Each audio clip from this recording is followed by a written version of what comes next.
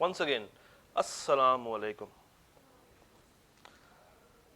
तो गुज़िश्ता से पेवस्ता कोई सवाल अगर आपके पास है तो मुझे बताइए। जो कॉन्ट्रैक्ट साइन होते हैं,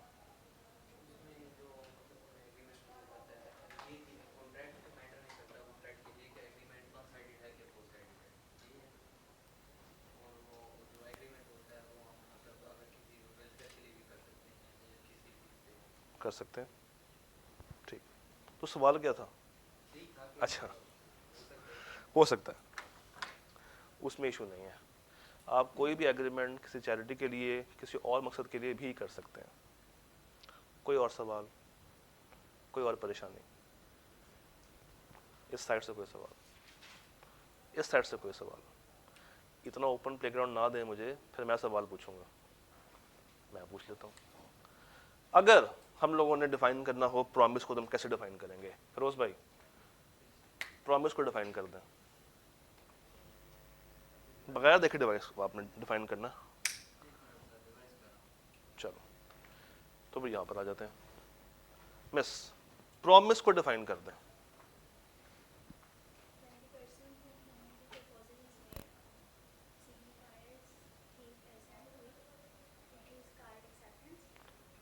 Signifies his assent to the other person, then the proposal is said to be accepted. Accepted, proposal is said to be accepted.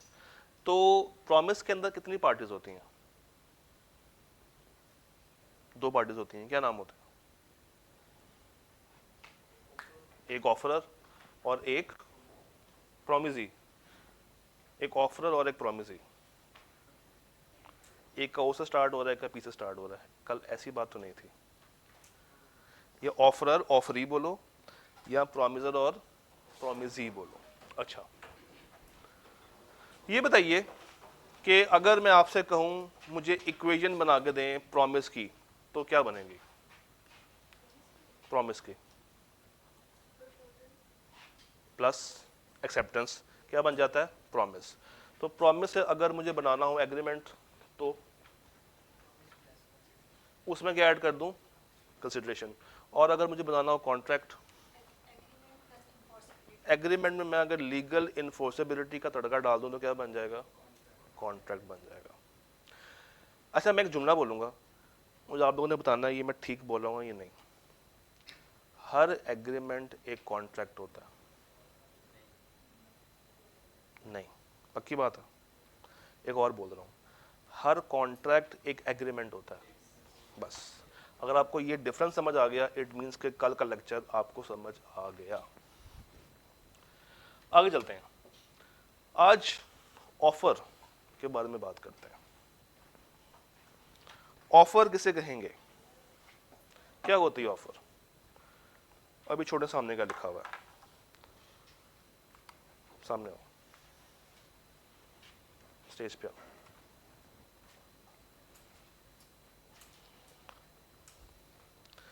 मैं आपको ये ब्लैक मार्कर बेचना चाहता हूँ, और ये डॉलर वालों का है, इस पे ड्राई इरेज लिखा हुआ है। ये मैं आपको दूंगा 30 रुपए का। क्या आप ये मार्कर लेना चाहेंगे? ठीक है, आप एक्सेप्ट कर रहे हैं? आप कर रहे हैं। मैंने भी क्या किया, मैंने कहा कि मैं आपको ये ब्लैक मार्कर, जो कि बोर्ड मार्कर है, जिस पे ड्राई इरेज लिखा हुआ है, डॉलर वालों का है, ये मैं आपको बेचना चाह रहा हूँ। इन्होंने क्या कहा? ये इन्होंने कहा कि ये परचेज करेंगे, और कितने का था? 30 रुपीज का था। अब when one person signifies to another, when one person signifies to another his willingness to do, यानी कि मुझे ये मार्कर बेचना है, I am willing to sell this marker with a view to obtain the assent। इसकी assent हासिल करनी थी। किसकी? इसकी। assent क्या होती है? कि ये मानता है या नहीं मानता? assent of that other। other कौन है? ये। to such act, यानी कि अगर ये मानता है कि ये मेरे से मार्कर खरीदेगा और इसने मान भी लिया, it is said to make a proposal, मैंने इसको प्रपोजल दे दी। अब इसके ऊपर है कि ये माने या ना माने। एक सेकंड, आप में से स्क्रीन रोशनी कौन करता है?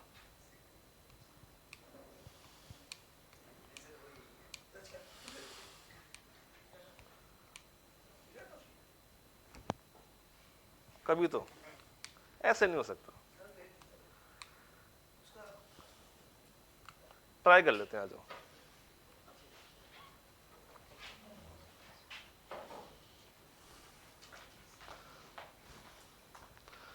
मैं तुम्हें 10,000 रुपया दूंगा कैमरे के सामने, दूंगा नहीं वैसे, मैं तुम्हें 10,000 रुपया दूंगा कैमरे के सामने, मगर तुम्हें मेरे लिए काम करना है। You are dropping the cigarettes, you should be abstaining from smoking. क्या तुम मेरी ऑफर मानते हो?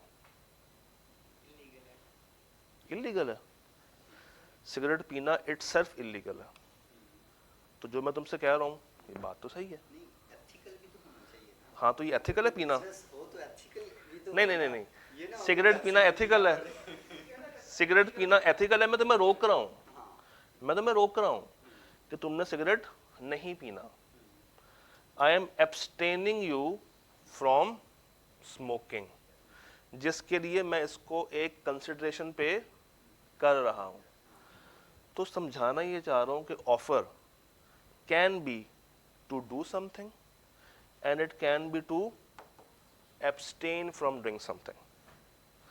किसी काम का करना या किसी काम का रोकना, उसके बदले अगर आप कुछ पे कर रहे हैं और वो इसलिए पे कर रहे हैं ताकि आप दूसरी पार्टी से उसकी असेंट ले सकें कि वो काम करेगा या उस काम से रुक जाएगा, ये क्या कहलाती है?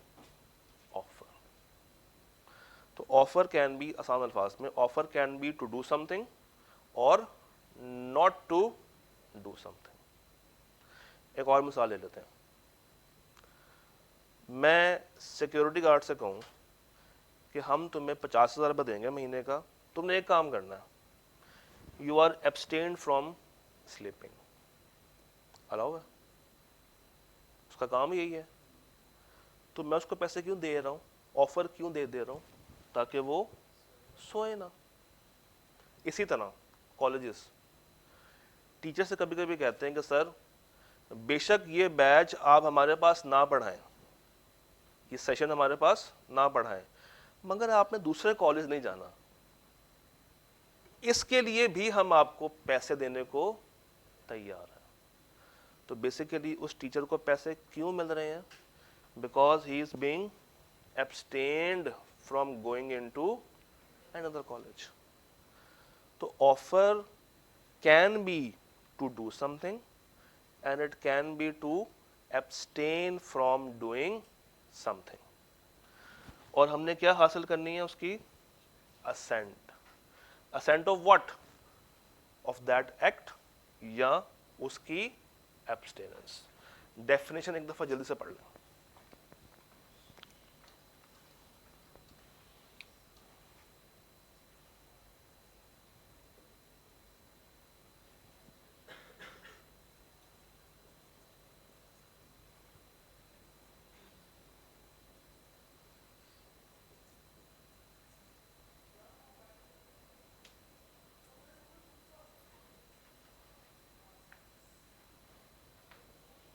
When one person signifies to another his willingness to do or to abstain from doing anything with a view to obtain the assent of that person to such act or abstinence, he is said to make a proposal। तो proposal का दूसरा नाम क्या होता है?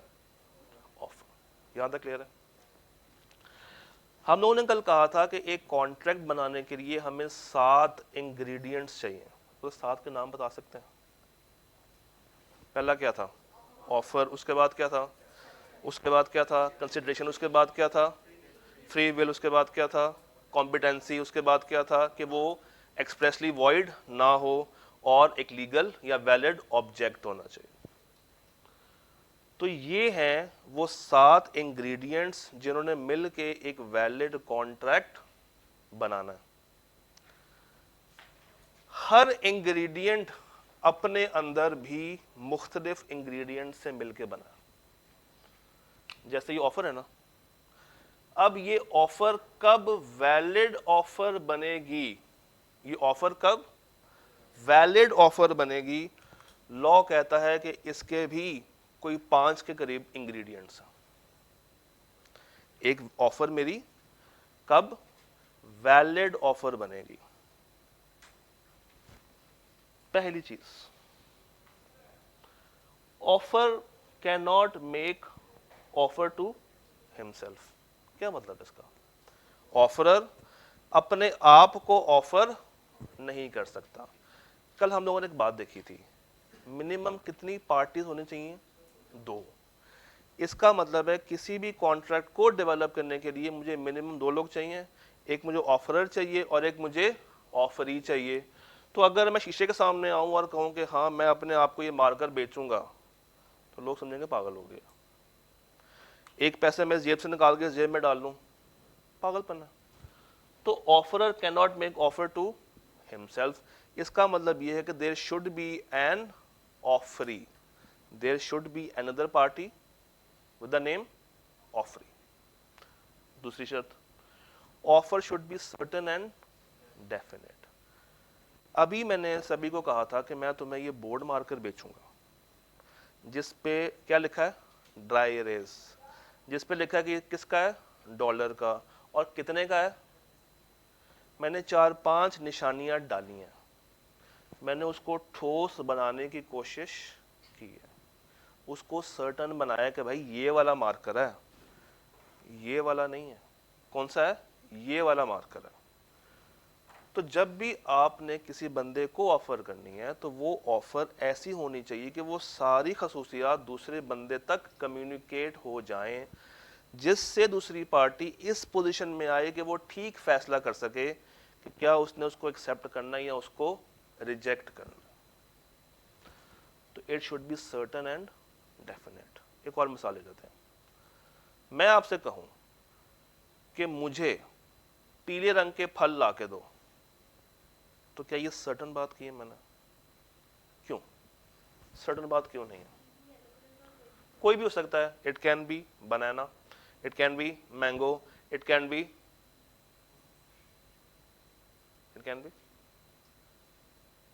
खरबूजे की English क्या होती है? मेलन। अगर मैं कहूं कि मुझे लाल रंग के फल ला के दो, it can B Apple, strawberry, अनार हो सकता है।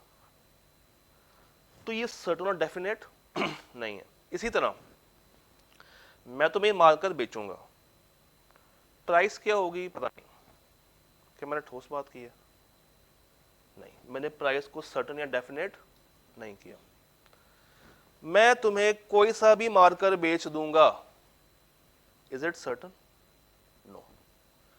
मेरे पास शोरूम के अंदर 4 गाड़ियां खड़ी हैं और मैं ऑफर कर रहा हूं कि आओ और मेरे से गाड़ी खरीद लो 10 लाख की। अब कौन सी वाली बेचनी है इसका मुझे पता नहीं है, तो ये भी सर्टन और डेफिनेट नहीं है। कंपनी सेम हो, स्टिल हर गाड़ी का अपना मॉडल नंबर होता है, अपना चेसिस नंबर होता है, अपनी कंडीशन होती है, तो फर्क है। अगर मैं आपसे कहूं कि आओ और आके बिजनेस लॉ की क्लासें ले लो, किस टाइम पे लो ये भी नहीं बताया, कितने बजे होगी ये भी नहीं बताया, 4 डेज वाली है, 5 वाली है, 3 वाली है ये भी नहीं बताया, कहां से पढ़नी है, किससे पढ़नी है ये भी नहीं बताया। तो again this is not certain and not definite. तो 2 शर्तें कौन सी हैं? पहली शर्त क्या है? There should be at least 2 parties, और ऑफर क्या होनी चाहिए? It should be certain and definite. यहां तक क्लियर है? पक्की बात है? अच्छा, ऑफर को हम बीइंग एन ऑफरर अगर चाहें तो कंडीशनल बना सकते हैं। क्या मतलब है? मैं अगर चाहूं तो अपनी ऑफर के अंदर कोई ना कोई कंडीशन ऐड कर सकता हूं, और अगर मैं कोई कंडीशन ऐड कर रहा हूं तो दूसरी पार्टी को वो कंडीशन मनोअन माननी पड़ेगी। व्हाट इज मनोअन? As it is, as it is. एक मिसाल दे देते हैं। मैं आपसे कहूं कि यार मुझे आपको ये 4 मार्कर बेचने, शर्त ये है कि मुझे आपने रिप्लाई करना है ईमेल के ऊपर कि आप एक्सेप्ट कर रहे हो या आप रिजेक्ट कर रहे हो। आपको ये मार्कर चाहिए थे, आपने एक्सेप्टेंस दे दी, मगर वो एक्सेप्टेंस आपने मुझे दी है खत के ऊपर या व्हाट्सएप के ऊपर या किसी और मोड ऑफ कम्युनिकेशन के ऊपर। मैंने डिमांड क्या की थी? ईमेल। बट आपने क्या किया? कोई और मोड ऑफ कम्युनिकेशन अडॉप्ट कर लिया। क्या आपने मेरी कंडीशन का एहतराम किया? नहीं। तो क्या मुझे आपकी इस एक्सेप्टेंस का एहतराम करना चाहिए? हाँ, बताता हूं। अगर लॉ कहता है अगर दूसरा बंदा राजी है मगर उसने आपकी कंडीशन एज इट इज पूरी नहीं की, तो अब आपके पास एक ऑप्शन आ गई, मेरे पास एक ऑप्शन आ गई। या तो मैं बिल्कुल ही उसको रिजेक्ट कर दूं, कूड़े में डाल दूं कि नहीं यार इसने मेरी बात ही नहीं मानी, तो आगे जाके भी ये बात मेरी नहीं मानेगा, आई एम आउट। दूसरा केस, आपकी इस एक्सेप्टेंस को मैं दरगुजर कर दूं और मैं आपको ये मार्कर बेच दूं। तो पॉइंट ये है कि आप अगर अपनी ऑफर में कोई कंडीशन डालना चाहते हैं तो डाल सकते हैं, दूसरी पार्टी को उसको एज इट इज मानना पड़ेगा। अगर नहीं मानती तो फिर मेरे पास बीइंग एन ऑफरर ये राइट होता है कि अगर तो इसकी एक्सेप्टेंस कबूल करनी है तो कर लूंगा, नहीं करनी है तो नहीं करूंगा। भाई इन्होंने ये कहा कि सर मैं आपको ईमेल नहीं कर सकता, मैं इस वक्त अमेज़न के जंगलों में हूं, वहां में नेट नहीं आता, मगर मुझे कबूल है तो मैं आपको खत लिख के भेज रहा हूं यहां से। जैसे ही आपको मेरा खत मिले समझ जाइएगा कि ये ईमेल के मुतरादिफ ही है, चूंकि मैं फंसा हूं तो मैं आपको ईमेल नहीं कर सकता। तो इन्होंने एक रीजन दे दिया। अब इस रीजन के ऊपर मैं चाहूं तो एग्री हो जाऊं, चाहूं तो एग्री ना हो। तो इनकी इस एक्सेप्टेंस को हम एक नाम देते हैं, ऑल्दो ये नाम किताब में नहीं मिलेगा, इसको हम कहते हैं क्वालिफाइड एक्सेप्टेंस। क्या कहेंगे इसको? Qualified acceptance. एक ऐसी एक्सेप्टेंस जो कि मनोअन नहीं मिली, इसमें कोई ना कोई कंडीशन थी जो इन्होंने पूरी नहीं की। अब बॉल मेरे कोर्ट में है, चाहूं तो मान लूं, चाहूं तो ना मान लूं। यहां तक क्लियर है? पक्की बात है। एक और एग्जांपल कर लेते हैं, इस साइड से करते हैं। मैंने आपको गाड़ी बेचनी है, लेना पसंद करेंगे? सादा एक्टिव हो गया, इसे गाड़ी में पैसे हैं या नहीं है मेरे पास? इस वक्त अकाउंट में कितने पैसे हैं? काफी काफी ज्यादा हैं। कोई 10 लाख होगा, डन, तो ट्रांसफर कर दे। अच्छा, सीन ऐसा है कि मेरे पास एक 10 लाख में गाड़ी कौन सी मिलेगी सेकंड हैंड? ये भी सवाल है। मैं ऐलान कर लेता हूं, तो फिर पैसे बढ़ा लेते हैं।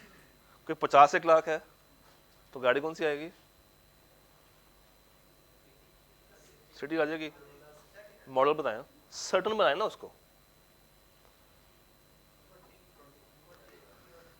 2020-21 मॉडल गाड़ी मैं आपको बेचना चाहता हूँ 50 लाख रुपए की, और आपने कहा डन सर, मैं आपसे वो गाड़ी खरीद लूंगी। साथ ही आपने एक जुमला लिख दिया। जुमला क्या था? कि मैं आपको अभी 30 लाख दे रही हूं, बाकी 20 लाख मैं 5-5 करके 4 किस्तों में आपको अदा कर दूंगी।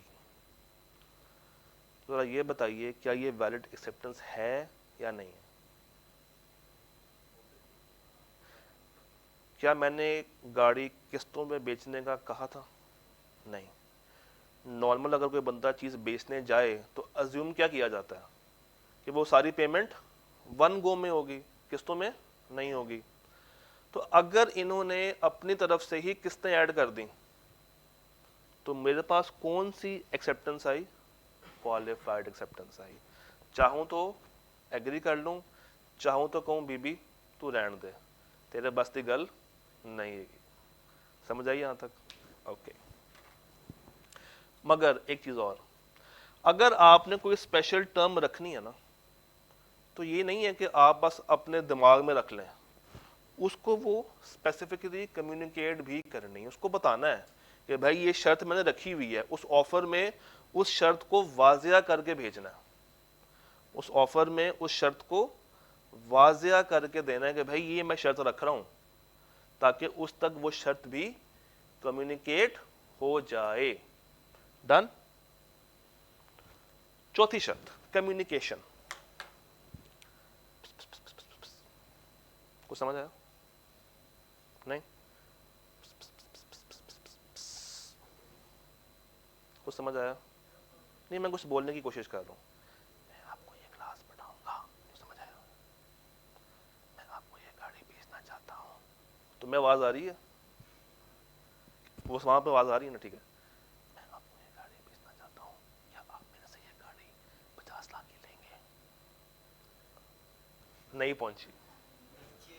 Offer must be communicated.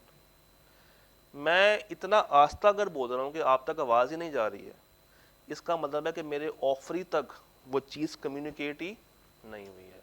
तो जब वो चीज कम्युनिकेट ही नहीं हुई है, तो क्या वो उस पोजीशन में होगा कि वो हाँ या ना कर सके? नहीं होगा। तो ऑफर अगर आपने करनी है तो वाजिया वाशगाफ अल्फाज में जरा ऊंचा बोल के करनी कि भाई मैं तुम्हें ये चीज बताना चाह रहा हूं। और अगर आप लिख के कर रहे हैं तो फिर उस तक वो चीज पहुंचनी भी चाहिए। अगर आप लेटर के थ्रू कर रहे हैं, थ्रू पोस्ट कर रहे हैं, तो वो कब मानी जाएगी? जब लेटर दूसरी पार्टी तक पहुंच जाएगा। जब लेटर दूसरी पार्टी तक पहुंच जाएगा। और ये communication can be express and it can B implied. ये बात हम कल कवर कर चुके हैं। यहां तक क्लियर है? एक सवाल करता हूं आपसे। 1 जनवरी को मैंने ऑफर का लेटर बनाया, 3 जनवरी को मैंने ये पोस्ट किया, 5 जनवरी को ये ऑफरी तक पहुंच गया। मेरी ऑफर कब कम्युनिकेट हो रही है? या कम को, 3 को, या 5 को? पक्का? बस ये चीज ध्यान में रखनी है। If offer is made by post, its communication will complete when the letter reaches offering। reaches offering, ये नहीं कहा कि वो खोल के पढ़ेगा। जब उस तक खत पहुंच जाए, जब डाकिया जिस दिन खत पहुंचा दे, इट मीन्स कि उस दिन आपकी ऑफर कम्युनिकेट हो गई है। डन। नीचे वाले पॉइंट को फिलहाल मैं स्किप कर रहा हूं, इसको एंड पे करेंगे। यहां तक पूरा? क्या हमें ये डेफिनेशन क्लियर है? क्या हमें ये पॉइंट्स क्लियर है? क्या ये वाला पॉइंट भी क्लियर है? यहां तक कोई सवाल? पक्की गल? एक ऑफर कब कब लैप्स हो सकती है? लैप्स कहते हैं खत्म होने को। एक ऑफर कब कब लैप्स हो सकती है, यानी कि खत्म हो सकती है? छोड़ दो सामने क्या लिखा हुआ है, आपसे पूछता हूं, एक ऑफर कब खत्म हो जाएगी? अगला बंदा रिजेक्ट कर दे। मैंने ऑफर की, आपने कहा सर पैसे ही नहीं है, मैं गरीब हूं, तो मैं इसको कबूल नहीं कर सकती। कब खत्म होगी एक ऑफर? जो चीज उस ऑफर में थी, दूसरी पार्टी ने उसको कबूल एज सच नहीं किया। जो कंडीशन डाली थी उसने कबूल ही नहीं किया। अब यहां पर आ जाते हैं, हमने एक ऑफर खत्म करनी है, कब कैसे उसको खत्म करेंगे? छोड़ दे सामने क्या लिखा हुआ है, पता नहीं क्या क्या लिखा हुआ है, भूल जाए, बताएं। उसको, वो तो हो गया ना, उन्होंने उसको कर दिया, रिजेक्ट हो गया।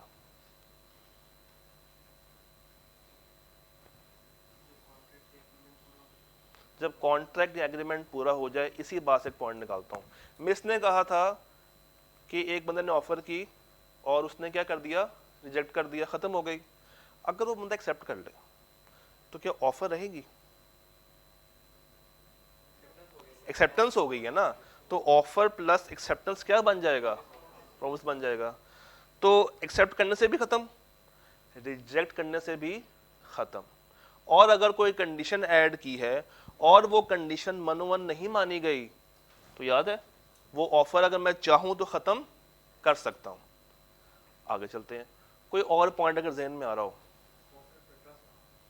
ऑफर पे ट्रस्ट ही नहीं है, हमें वो बंदा सही नहीं लग रहा, वो बंदा कॉम्पिटेंट नहीं है, तो ठीक है हम उसकी ऑफर पे सही सही रिजेक्ट कर देंगे। और दूसरा बंदा उससे बेहतर काउंटर ऑफर कर दे, बेहतरीन बात, दूसरा बंदा काउंटर ऑफर कर दे, और वो खुद भी कर सकता।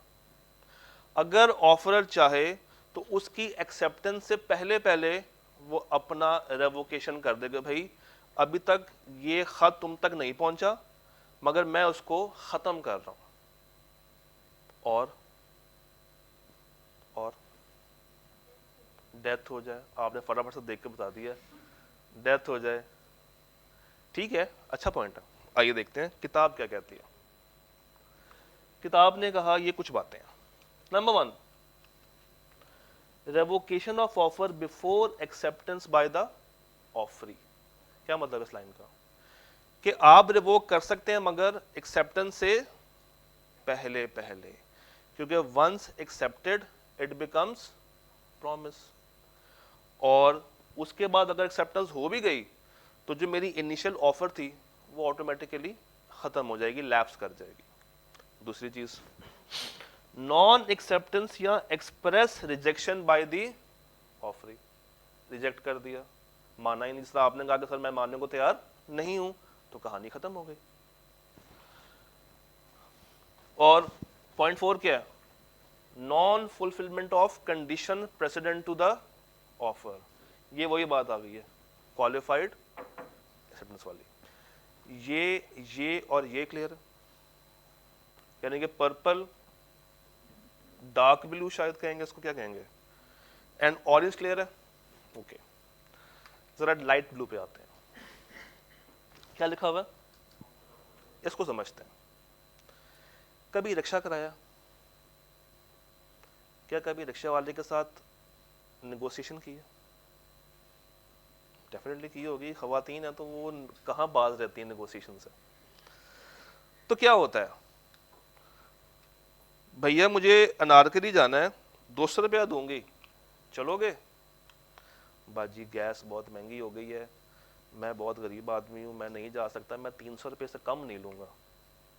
नहीं नहीं 300 बहुत ज्यादा है, तुम्हारी ऐसी की तैसी, 250 रुपये से 1 रुपया ऊपर नहीं दूंगी, चलो बाजी बैठो चलते हैं। अब इसी मिसाल को थोड़ा सा एलैबोरेट करते हैं। बहन ने 250 रुपया, सॉरी बहन ने 200 रुपया खर्च करके कहां जाना था? इसमें ऑफरर कौन और ऑफरी कौन? ऑफरर कौन था? बहन ऑफरर है, रिक्शे वाला कौन है?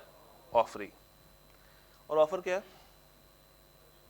200 रुपया खर्च करके कहां पे? अनारकली जाना। रिक्शे वाले ने क्या कहा? 300 लूंगा। रिक्शे वाले ने आपकी 200 की ऑफर को क्या कर दिया?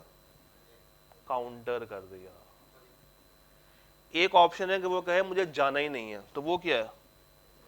वो ये है, मगर वो जाने को तैयार है, मगर उसने कहा कि 200 रुपया बहुत ही कम है, मैं क्या लूंगा? 300 रुपया लूंगा। तो ये क्या है? आपकी काउंटर ऑफर। अब जब उसने कहा 300, तो सोच के बताइएगा, इसके 300 कहने पर क्या ऑफरर और ऑफरी अपनी जगह पे कायम है या स्वैप हो चुके हैं? स्वैप हो चुके हैं। अब 300 की ऑफर वो मुझे दे रहा है, अब ऑफरर मैं नहीं हूं, ऑफरर वो रक्षे वाला है, और पहले ऑफरी कौन था, वो, अब कौन है, मैं, और मैंने उसके 300 पे काउंटर कर दिया क्या, 250 का, तो अब फिर से पार्टी स्वैप, अब मैं कौन हूं, ऑफरर, वो कौन है, offeree. This is called counter offer. Sir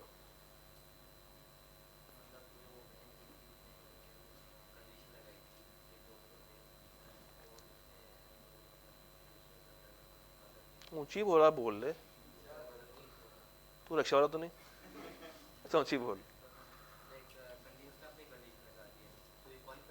होगी, मगर क्यों हुई है, बिकॉज ऑफ काउंटर ऑफर।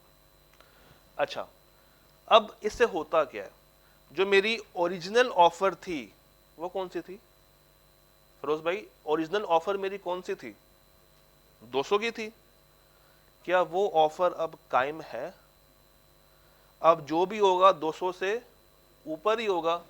तो काउंटर ऑफर जब हो जाए तो जो इनिशियल ऑफर होती है, जो ओरिजिनल ऑफर होती है, वो क्या हो गई है, लैप्स, वो क्या हो गई है, लैप्स हो गई है, वो खत्म हो गई है।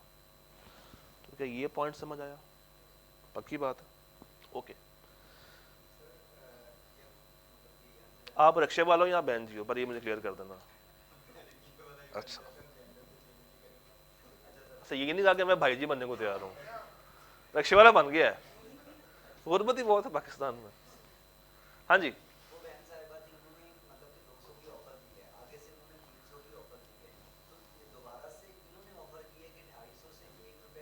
हाँ,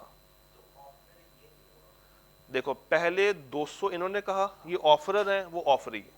लेट्स सपोज यू आर रक्षा वाला एंड आई एम बहन जी, 200, मैं तुम्हें 200 रुपया दूंगी, मैं कौन हूं, ओहो मैं कौन हूं, ऑफरर, आप कौन हो, आपने क्या कहा, नहीं नहीं नहीं, तू रक्षे वाला है, तू महंगा है, 300 कहा, तो जब आपने 300 कहा तो अब आप कौन बन गए, मैं कौन बन गया, अब मैंने कहा नहीं 250 से 1 रुपया भी ज्यादा, अब मैं कौन हूं, आप कौन है, तो मसला क्या है, नहीं मैंने यही कहा था पहले ही, आप सोए हुए हो आज, जाग जाए। तो यहां तक क्लियर है, पक्की बात है। मैं आपको एक ऑफर देता हूं, वो गेम शो याद है फात मुस्तफा का, उस मैंने आपको एक ऑफर दी है कि आपको मैं ये लैपटॉप दूंगा, आपने 5 मिनट में हाँ या ना करनी है, तो ये ऑफर कब खत्म होगी, 5 मिनट के बाद, लैप्स ऑफ टाइम।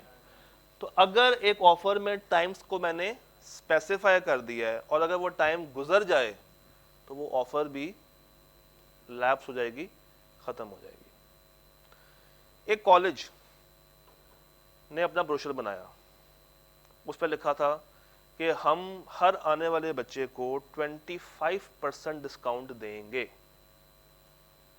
एक बच्चा एग्जाम से 2 दिन पहले आता है और कहता है कि मुझे ये 25% का डिस्काउंट चाहिए। सोच के बताइए, वो जो 25% का डिस्काउंट कॉलेज ने देना था वो कब तक देना होगा, क्लासेस से पहले तक, एडमिशन्स तक, या प्री बैच से 1-2 हफ्ते तक। एक बच्चा आके कहता है कि जनाब मुझे अगले सेशन तक वो चीज चाहिए, तो कॉलेज का आंसर क्या होगा, हम आपको नहीं दे सकते। बच्चे ने आगे से कहा कि आपके ब्रोशर पे तो कोई लिखा ही नहीं था कि ये ऑफर कब तक वैलिड है, तो फिर फ्रंट डेस्क का जवाब क्या होगा, क्या होगा, फ्रंट डेस्क का जवाब क्या होगा, क्या होगा, let's assume that you are sitting on the front desk, एक बच्चा आपके पास आता है और आपसे कहता है कि मुझे ये डिस्काउंट चाहिए अगले सेशन तक, और वो कब आ रहा है, करंट सेशन के 2 दिन पहले, तो क्या आप उसको एनरोल कर लेंगे, नहीं, आप एक जुमला बोलेंगे क्या, कि इवन दो हमने उस ब्रोशर के ऊपर टाइम स्पेसिफाई नहीं किया हुआ था, मगर हर बिजनेस की एक अपनी रीजनेबल टाइम की पॉलिसी होती है, एक रीजनेबल टाइम की पॉलिसी होती है।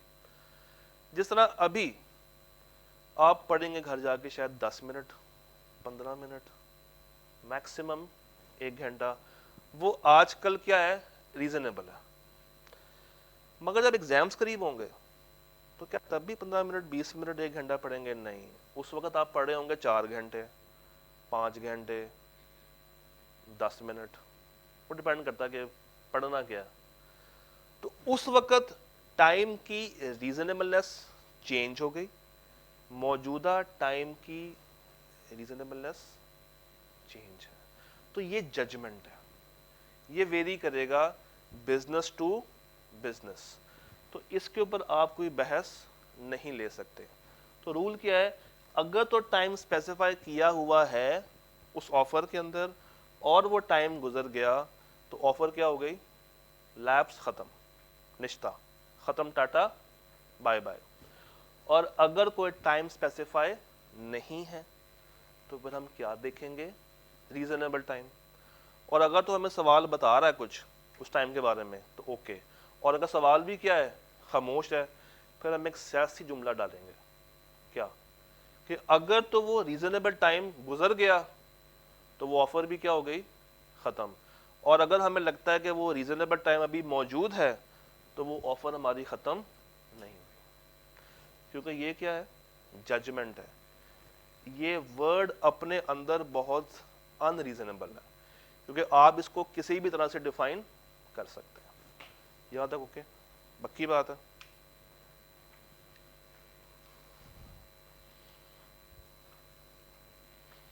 एक एग्जाम्पल से मैं आपको ये लाल वाली बात जरा बताना चाहूंगा, जरा गौर कीजिएगा।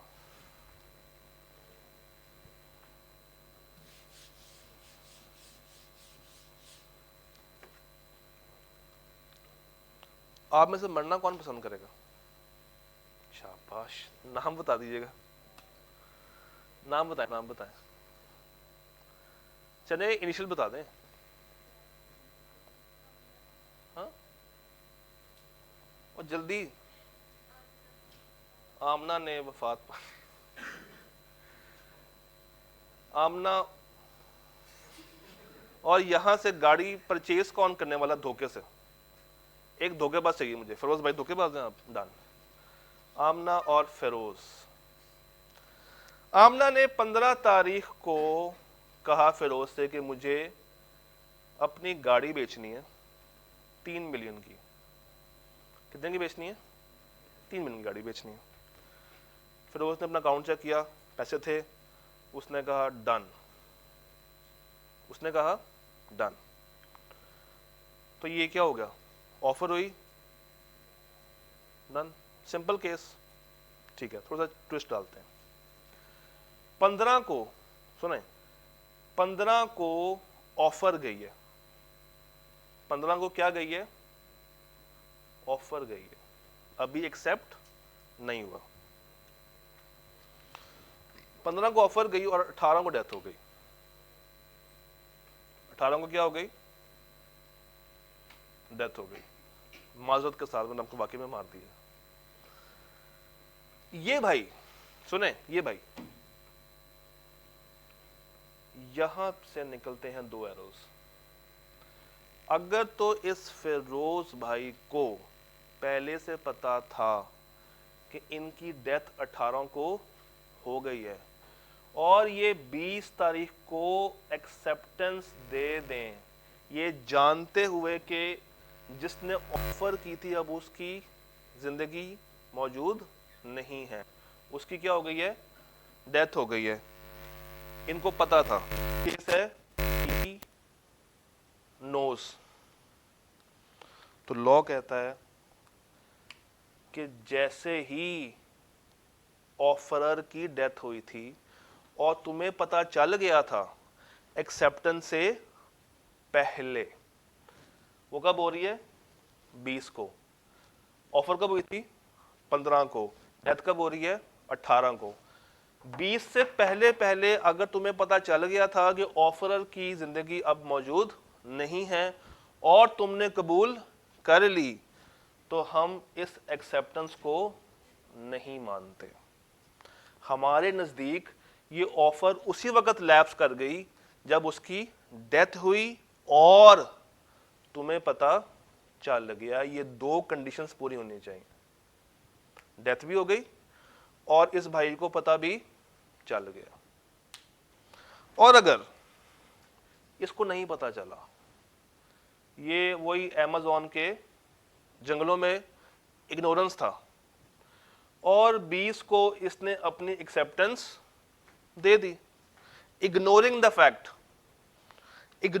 फैक्ट कि इसको पता ही नहीं था। लॉ कहता है कि अब हमें कोई मसला नहीं है ना। मजे की बात, उस केस में लॉ को कोई मसला नहीं है। एन्ना बड़ा मैं टिक लाता। अब एक सवाल आपके ज़हन में आएगा, ये तो है फ्राडिया है ना, कहता हाँ। सवाल ज़हन में आता है कि कौन साबित करेगा कि उसको वाकई में पता था या पता नहीं था। तो हम क्या पढ़ रहे हैं, कॉन्ट्रैक्ट एक्ट। अदालत में क्या होगा, क्या ये हमने जानना है? तो वो उसको पता था नहीं पता था, वो अदालत ने डिसाइड करना है, वो कोर्ट का मामला है। मगर एज पर कॉन्ट्रैक्ट एक्ट ये कॉन्ट्रैक्ट क्रिएट हो गया है, ये कॉन्ट्रैक्ट क्रिएट हो गया है। अगला सवाल कि उसको पूरा कौन करेगा? वो तो डेथ हो गई है, तो पीछे कोई छोड़ा है? कोई तो होगा जो इनके लीगल रिप्रेजेंटेटिव्स होंगे। कौन? इनके लीगल रिप्रेजेंटेटिव्स होंगे। वो अब इसको पूरा करके देंगे उसको, क्योंकि उसने ये क्लेम किया है और वो जीत गया केस कि मुझे पता नहीं था। अब इसलिए इनकी फैमिली वो गाड़ी 3 मिलियन में इस भाई को बेचेगी। तो तुम्हें शर्म नहीं आई? यहां तक क्लियर है? हाँ, मगर डेथ का अगर झूठ बोल रहा होगा फिर, अगर वो, अच्छा चल एक और सवाल आ गया कि अगर डेथ हुई है उसी कार पे भी, आपको मारने के प्लान बना रहा है वो, डेथ हुई है और उसी गाड़ी पे हुई है, तो क्या अब वो गाड़ी मौजूद है जिसके लिए ऑफर थी? एक्सीडेंट के बाद क्या वो गाड़ी उसी कंडीशन में है? तो वो ऑफर ऑलरेडी खत्म हो चुकी है, क्योंकि जिस चीज का कॉन्ट्रैक्ट किया था अब वो चीज मौजूद ही नहीं है, तो वो वाली ऑफर ऑटोमेटिकली खत्म हो जाएगी। लैब्स की ये सारी बातें क्लियर है? पक्का? आखिरी बात करें आज की, पक्की बात है? Invitation to an offer. आप में से फल लगाने में कौन इंटरेस्टेड है? कौन आम का कारोबार करेगा स्टॉल के ऊपर? सीजनल ना, पहले अंडे थे अब आम कर देते हैं। हाँ जी, आपने करना कारोबार आम का, फ्रूट मार्केट में फल बेचने, बिकवा दूं, डन। पैसे आने चाहिए, सही। बड़ा मजा का कॉन्सेप्ट है, invitation to an offer. Invitation to an offer,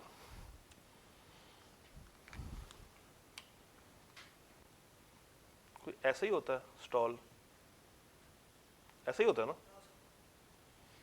board छोटा है ना, मैं क्या करूं? क्या बेचना है? आम, केला, सेब, अंगूर। अंगूर बेचते हैं, जो मौसम ही नहीं है उसका। अंगूर कैसे बनाते हैं? ठहरा, बचपन में बनाया करते थे अंगूर खट्टे हैं। ले जनाब, रेडी आपकी और बना मैं रहा हूं, यानी कि आपका इन्वेस्टर मैं हूं। नाम क्या रखूं इसका? नाम बताएं। खट्टे मीठे अंगूर, लुमड़ी अंगूर वाली, बताएं बताएं। Grapes are sour. एक सेकंड, हम नाम रखते हैं सॉर ग्रेप्स वाली। क्या? नहीं नहीं, ये लोग खरीद लेंगे, जिनके पास पैसा ना हो वो खरीद लेते हैं। तो मिस ने फ्रूट मार्केट में एक रेडी लगा ली, अंगूरों की रेडी। एक कस्टमर आया इनके पास, आगे कहता है बहन जी क्या बेच रही हो? उसने कहा नजर नहीं आ रहा, अंधे हो तुम, अंगूर लगे हुए हैं। उसने कहा हाँ हाँ वाकई में अंगूर लगे हुए हैं। तो क्या रेट पे दोगी? इन्होंने कहा क्या रेट देना? 100 रुपया पर गुच्छा, 100 रुपया पर गुच्छा। तो उन भाई साहब ने कहा मीठे हैं या खट्टे हैं? मैंने क्या पता, चेक कर लो। उसने कहा चेक किया, मीठे थे। और फिर उसने कहा कि भाई 100 नहीं, मैं उसको 80 रुपये के हिसाब से खरीदना चाहता हूँ, मुझे बेच दो, 80 रुपये के हिसाब से मुझे बेच दो। इन्होंने कहा डन, कॉन्ट्रैक्ट हो गया। इस एग्जाम्पल में जरा मुझे बताइएगा किस टाइम पे ऑफर हुई है?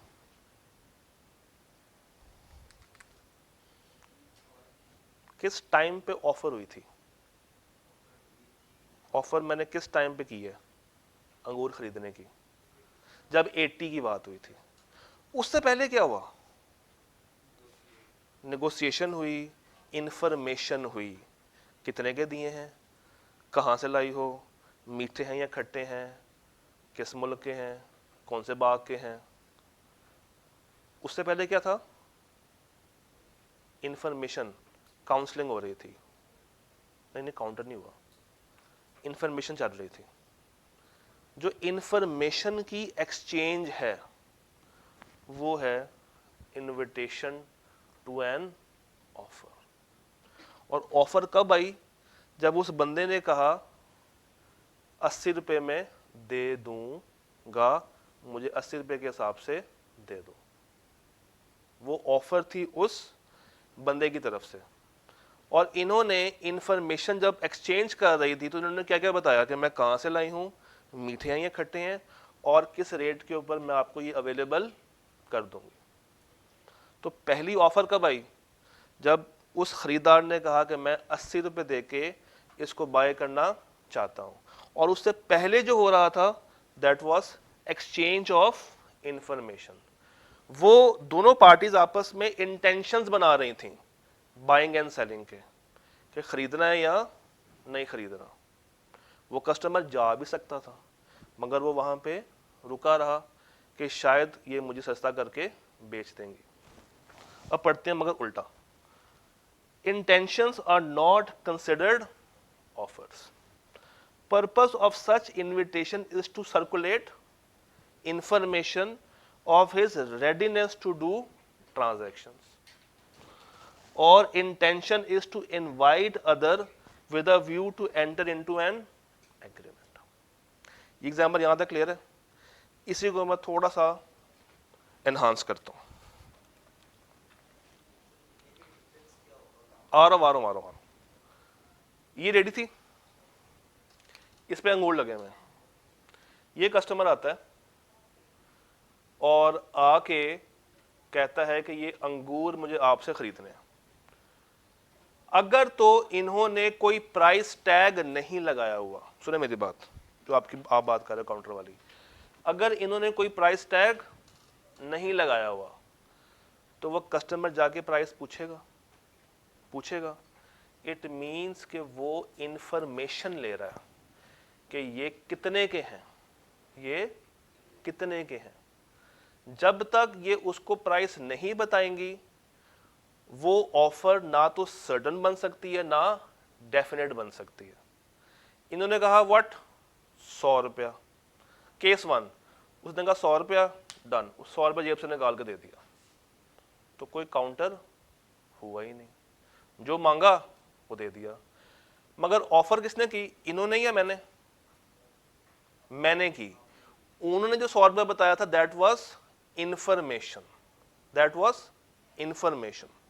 अच्छा, अगर इसी रेडी के ऊपर एक तख्ती लगी हो जिस पे लिखा हो 100 रुपया पर गुच्छा, तो अब क्या मुझे जाके पूछने की जरूरत है कि ये कितने के हैं? नहीं। इसका मतलब है कि ये अब बैठे बिठाए हमें वो रेट बता रही हैं।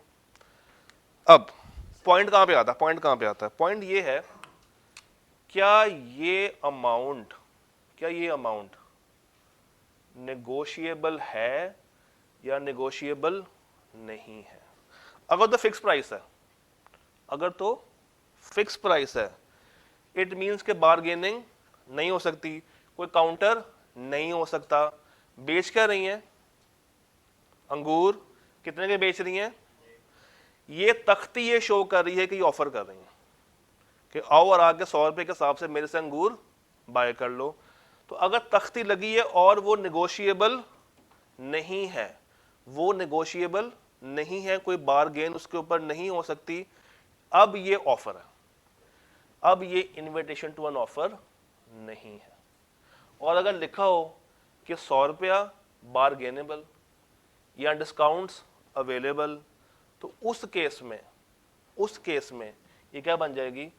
Invitation to offer. ये बात समझ आई?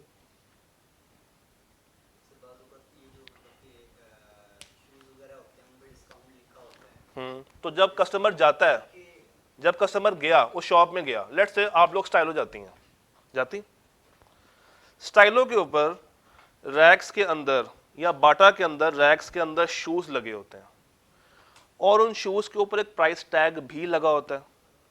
अगर तो स्टाइलो ने ये कहा या बाटा ने ये कहा है कि फिक्स प्राइस है, कौन सी प्राइस है? इसका मतलब है कि वो जूते आपको ऑफर कर रहे हैं और अगर आपको वो जूते पसंद आते हैं, आप साइज वगैरह चेक करते हैं और काउंटर पे जाके पेमेंट कर रहे हैं, आपने उनकी ऑफर को क्या कर लिया? एक्सेप्ट कर लिया। और अगर ये लिखा है और आप लोग स्टाइलो नहीं गए या बाटा नहीं गए, आप लोग खान की रेडी पे खड़े हुए हैं, तो वहां पे प्राइसेस फिक्स नहीं होती हैं, वहां पे क्या होती है? बार्गेनिंग होती है। उस बार्गेनिंग के अंदर जब तक आपकी अमाउंट तय नहीं हो जाती, उससे पहले सब कुछ क्या है? Invitation to an offer. वो उसका जूते सजाना, आपका उस तक पहुंचना, उससे कहना कि भाई क्या लगाया हुआ है, मुझे चेक करवाओ, उससे तमाम इंफॉर्मेशन हासिल करना, वो क्या है? Invitation to an offer. वो ऑफर कब बनेगी? जब आपस में आप लोग किसी प्राइस तक पहुंच जाएंगे, या वो पहले पहुंच जाए या आप पहले पहुंच जाए। तो जो पहले पहुंच गया वो दूसरे बंदे को क्या देगा? ऑफर दे देगा। डन? कितना पड़ा होगा? एक पेज। मगर हर उस पेज के अंदर एग्जाम्पल्स कितनी कवर की हैं? काफी सारी कवर कर ली हैं। तो ये खूबसूरती है, ये हर पॉइंट के अंदर कोई ना कोई देसी मिसाल निकल आती है। आज जूते थे तो शायद कल शर्ट्स होंगी, अंडे भी ले आएंगे किसी दिन, तुम्हारे फेवरेट शर्ट्स भी कवर। हाँ, इसमें तो कुछ भी आप कवर कर लें। चलें, सीए के कॉलेज का ब्रोशर, हम आपको ये सब्जेक्ट पढ़ा रहे हैं, इस दिन से क्लासेस स्टार्ट हैं, ये फैकल्टी है, आए राब्ता करें। वो ब्रोशर आपको ऑफर नहीं दे रहा, वो आपको इनवाइट कर रहा है कि आओ मिल बैठ के बात करते हैं। तो जब बच्चा कॉलेज पहुंचेगा तो क्या शुरू होगी? बार्गेनिंग।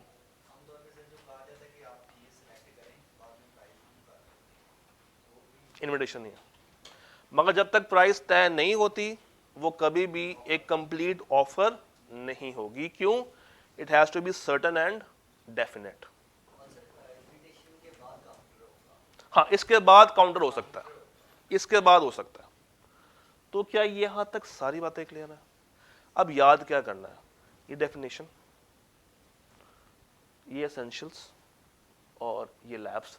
मजे की बात ये है कि 4 दफा आई कैब यहां से सवाल पूछ चुका रट्टा कि एक ऑफर कब कब लैब्स हो सकती है, और आपने सिर्फ अब ये 5-6 बातें लिखनी है। वो ये भी पूछ चुका है कि बताएं ऑफर अगर हमने उसको वैलिड करना है तो उस वैलिड करने के लिए हमें कौन से एसेंशियल्स पूरे करने चाहिए। यानी डेफिनेशन भी एक दफा आ चुकी है। तो अब आपके पास याद करने को एक सफ़ा नहीं है, आज 2 सफ़े हैं, कल वाला भी और आज वाला भी। और जो इसके क्वेश्चंस हैं वो हम लोग कल क्लास से पहले कवर करेंगे इंशाल्लाह ताला। डन? अल्लाह दे वाले रह गया था जहां हमने डेथ की बात की है ना, एक वर्ड लिखा हुआ है इनसेन, इंसैनिटी। इनसेन कहते हैं पागलपन को,